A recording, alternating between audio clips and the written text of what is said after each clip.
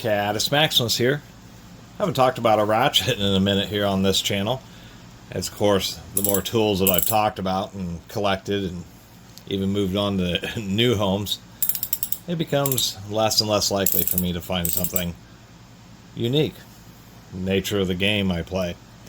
But what we have here is a Fleet roundhead ratchet, model 1260. It is American made, but this is a budget ratchet.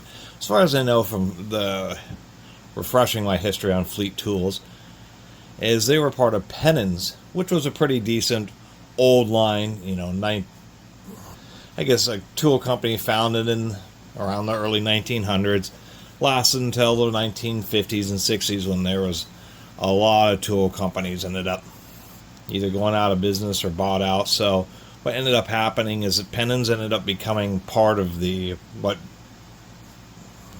Proto, Plum Tool Company back in the day. And then, see, what's confusing is Penens changed their name to Fleet Tools, and what I suspect is that either just before or during or just after the acquisition, Penens changed to Fleet and became basically Proto's really budget brand. After Proto bought Challenger tools, those kind of became slightly cheaper, just lower quality control versions of Protos, and that's why they had the Challenger by Proto. And like these 1260s, and as you notice, yes, indeed the same part number, 1260. Although the Protos and the Proto Challengers, the 1260-4, indicate 2 pawls. There's a big upgrade for the Dash 4s. And I always make note of that because the Dash 3s are just not worth it. And this Fleet ratchet isn't going to be particularly worth it. But we'll take a look at it anyway, just because I've run into a few of their tools. Some of their screwdrivers are actually I kind of like. And a much older Pearhead ratchet is the only other ratchet video about Fleet. So it just isn't as... I'm just realizing a number written on this ratchet. I wonder if it's somebody's... A lot of times it's either driver's license number or social security number, and I don't want to embarrass anybody there. Although, they're probably long gone to tell you the truth because I buy such old tools. The heads are a lot narrower on the newer Protos. We can also see that the head height, although is about the same.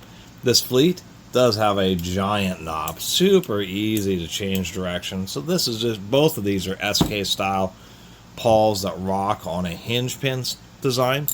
It's just the fact that these 1260-4s from Proto and Challenger by Proto have 2 pawls, so they are stronger and they are finer tooth.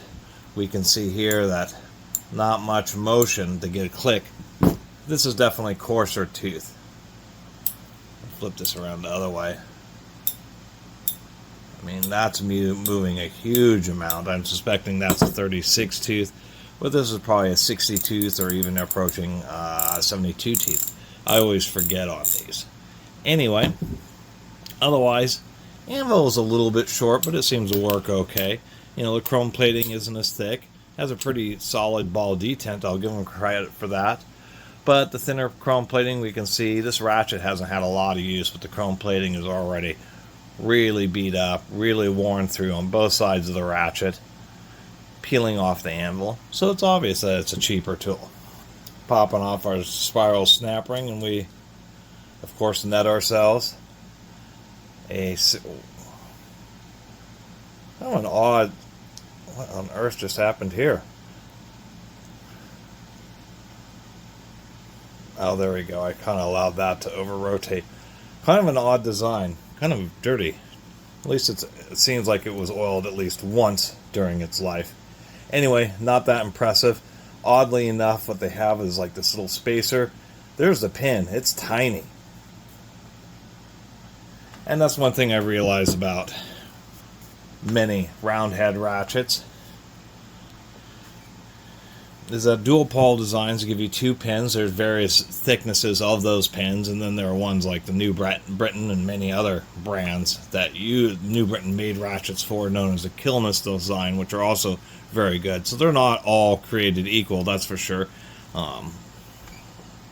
But a plain design like this is pretty cheap. We just have a 2-tooth pawl, which I suppose is better than a 1-tooth pawl. Once again, this oddball gap here doesn't really make a lot of sense to me.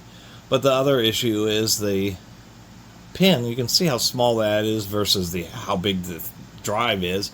You put a lot of torque on this ratchet and it'll just shear this pin off. And I've certainly found round head ratchets where that's, even nice Napa ones, where that's happened. Definitely evidencing the budget nature of this ratchet. Just a simple, not even an undercut, so this is a unidirectional. And oddly enough, there's no markings on the handle. The only markings are on the head. So there may have been a variety of brands that would have had, and all they would have had to do is change just the top knob. So anyway, just wanted to donate. That's what I'm going to end up doing with this ratchet. But document, yet, we even got a little bit of grease up there. Another ratchet that I haven't done before in my channel, and that was kind of the goals, and I've gotten much closer to achieving that. It's just documenting enough ratchets and like adjustable wrenches to where people who find random ones from random brands at garage sales and flea markets can at least do a little search on YouTube and maybe find a little bit more information about them. Anyway, thanks for watching.